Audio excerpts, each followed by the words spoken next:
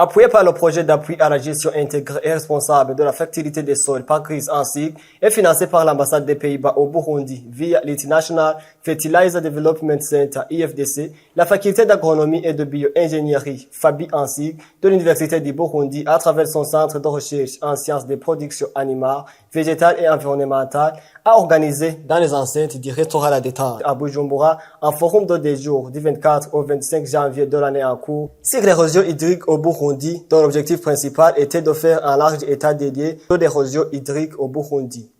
Professeur Séverin Nijimbele, doyen de la faculté d'agronomie et de bio-ingénierie à l'Université du Burundi, a dévoilé l'état dédié de l'érosion dans notre pays. L'érosion hydrique, c'est vraiment une réalité. C'est une dégradation des sols qui est la plus importante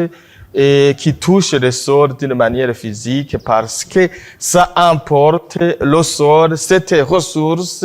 qui est le capital très importante pour la production agricole. Et ça touche essentiellement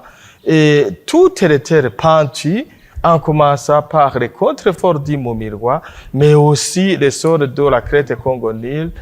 et aussi les sols des plateaux centraux. C'est presque tout le pays qui est concerné par les pertes des sols par érosion hydrique. Le coordinateur du projet PAGRIS a indiqué les raisons qui les ont poussés à collaborer avec l'Université du Burundi dans ce forum. Que nous soutenons ce forum national sur l'érosion hydrique afin de partager les résultats de recherche existants dans ce domaine à travers une activité conjointe